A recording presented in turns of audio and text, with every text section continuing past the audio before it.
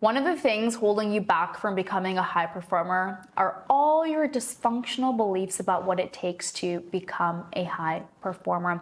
We're going to break down what those dysfunctional beliefs are so that you can become aware of them and build a strategy around them and ultimately unlock your full potential. If you're new to this channel, my name is Dr. Bisleen Atley.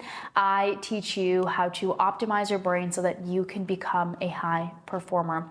Whenever I work with any of my clients or patients one-on-one, I don't just sit there and tell them what to eat and how to move their bodies and sleep and the supplements they need to take. I do all of that, don't get me wrong. But one of the first things I uncover and look at are what are their beliefs about health, about success, about their capabilities, because we're all capable of achieving greatness. We're all capable of becoming a high performer. We're all capable of that and so much more.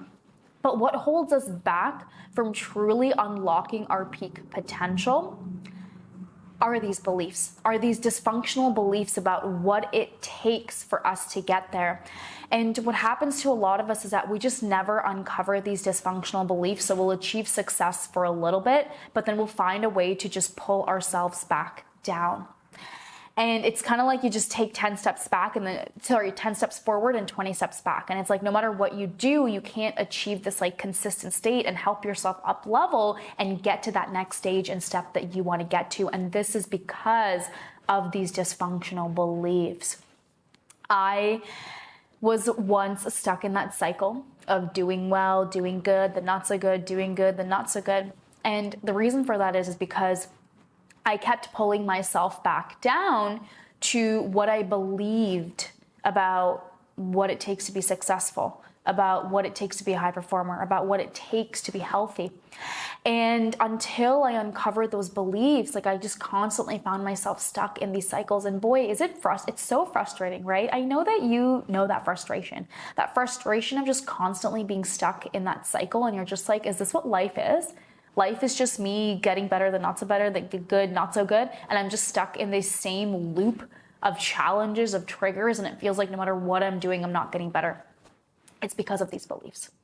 So here's the other thing too, actually, before I unravel and tell you what the beliefs are. Why it's important to uncover these beliefs is because if we end up doing something in a way that doesn't align with our beliefs, our brain kind of goes into this freak out mode of just oh my God, this is even possible. So let's sabotage and do things to make sure our belief, our subconscious belief turns out to be true. And I'll share examples of that as I take you through the dysfunctional beliefs. So let's go through them. So number one, believing that it is hard. Believing that becoming a high performer is hard, achieving success is hard, being healthy is hard. This is such a common belief, and it's something that I struggled with for so long.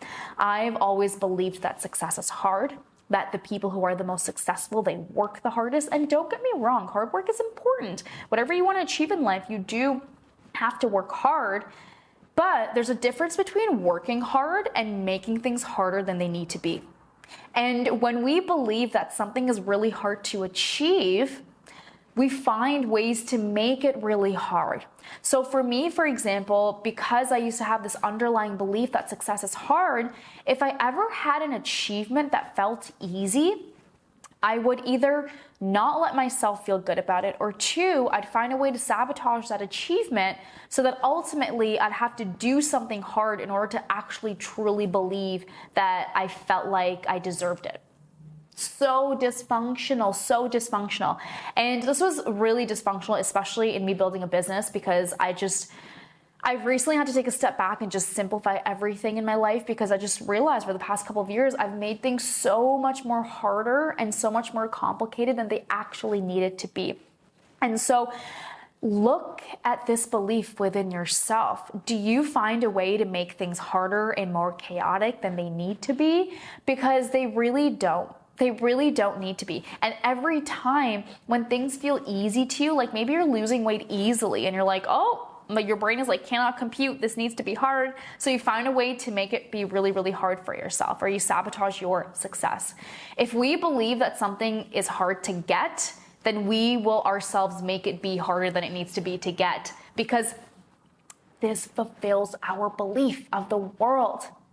Because when things go against our subconscious belief and we're not aware of it, again, if the brain goes like, cannot compute, this makes no sense. We need to make it make sense, and we make it make sense by making things be harder than they actually need to be. So, super important one to understand. The other one is believing that you need to lose something in order to be successful, or in order to be a high performer, in order to be healthy. This you can put this in all, like, so many different goals. But believing that you need to lose something, this is another big one. So when I was in high school, and oh my God, I wish I could remember this teacher's name, because I would just go back and tell her to like stop sharing this stuff with students, because it's because of her that this limiting belief literally got put into my head. I remember her specifically telling me, she's like, Celine, you can only have 2 of 3 things in your life at once. You can either have a career, a good career, you can either have a relationship, or you can have a good social life. Sorry, no. You can either have a good career, you can either have your health, or you can either have a social life. I think maybe she was telling me this because I was just about to head off to university, and I heard that, and she was like, in university, you can only have 2 of these 3 things because life is crazy and hectic. Anyways, this just became the belief of my life, but me believing that I could only have 2 of 3 things at a time. So I could either have my career or great relationships, or I could either have my career or my health, and my social life has to like go down the drain. Or I could have my social life and my health, and my career would go down the drain. And so because this became a belief, a subconscious belief of mine, what would happen in my life is that when my career was going well, my relationships were shining, my health was going well, it's like my brain would like did that whole like, whoa, cannot compute. This does not align with our beliefs that you can only have 2 out of 3 things. You just had 3 out of 3 things. So let's go start a fight with your boyfriend, Celine. Let's just find a reason to be angry and mad. Or let's just go binge eat today, because things are so great in life. We're going to binge eat, or we're going to go and party hard and drink because life has been good. Do you see that? Or things are going so well. Let me just not take this action on my career to actually move things forward, because I can only have 2 out of 3 things at a time. And then I'd do that self-sabotage strategy, and then one of the things would like dwindle downwards. Wow, what a saying. One of the things would go down the drain. Dwindle downward, that's funny. One of the things would just go down the drain, and I'd be left like, oh, see, look at that. Yep, I can only have 2 out of 3 things. When that isn't the case. So I literally, when things start to feel good in my life, I have to really become aware of my action steps. And before I make a phone call to start that fight, or before I decide to eat a bunch of junk food, and it's not to say I never eat junk food, but it's like, do I have to overeat and stuff myself to the point where I just feel really awful and shitty about myself? No, I don't have to do that. So uncovering something like this is important. A big one that a lot of people feel like they need to lose in order to be successful or be a high performer are their friends. Friends is a big one. Friends or current people that they're around. Not true. I'm not going to say that you're not going to lose anyone. Like, I've definitely lost my fair share of friends and then let go of them. But that's because we just grew apart, and that's okay. But I've also kept a lot of people that I love in my life as well. So it's not to say you can't have a social life at all. Another big one that people are afraid of losing are their fun time or their hobbies, because we think that in order to be successful, there's no time for fun. You can't enjoy it. Also not true. I still have so much fun in my life and enjoy things, and this is the highest I've ever performed in my life. So, big one to uncover. Just take a moment to think about, what do you think you need to lose if you were to become a high performer, if you were to achieve your goals, if you were successful, if you were healthy? What do you think you'd have to lose? And write those things down, because these are the very things holding you back from actually being successful. And it's not about letting go of them, but it's about making sure you don't sabotage them.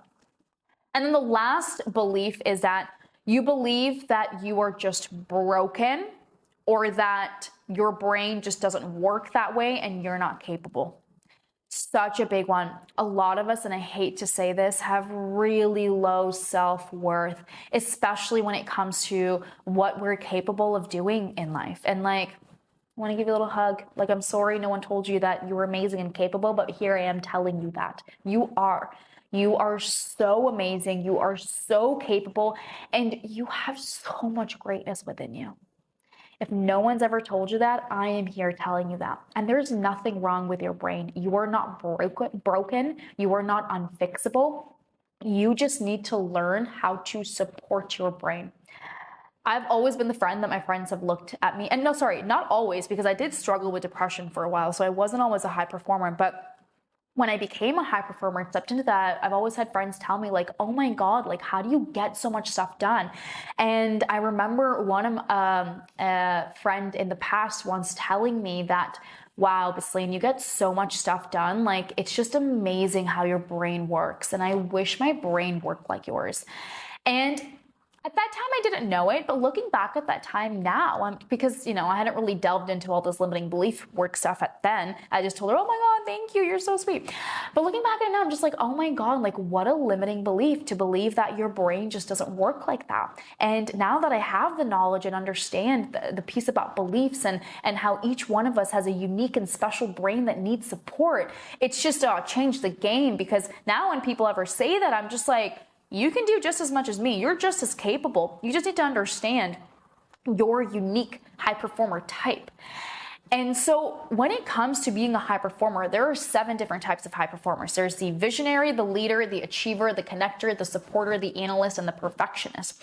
And everyone out there, usually you're a combination of a couple of them, but you do have a main high performer type you are. I'm an achiever. And when you understand the type of high performer you are, and the unique strengths and weaknesses of your brain and the unique ways that your brain needs support in terms of nutrition, movement, sleep, it changes the game up. Because high performance isn't this thing that's for these billionaires who have all this money to spend and time to do like a 3-hour morning routine. No. Anybody can be a high performer. So what I want you to do, your first step to breaking out of these dysfunctional beliefs is to understand the type of high performer you are. So what I want you to do in my bio, I want you to take the what type of high performer are you quiz. I want you to get your results, and I want you to start understanding how your unique brain works. Honestly, send me an email. Let me know what your results is, because this is truly how you unlock your potential. So these are the dysfunctional beliefs holding you back, believing that it's hard, believing you need to lose something in order to be a high performer, in order to be successful, or believing that your brain is broken and that you're just different and your brain doesn't work that way, which is such a lie.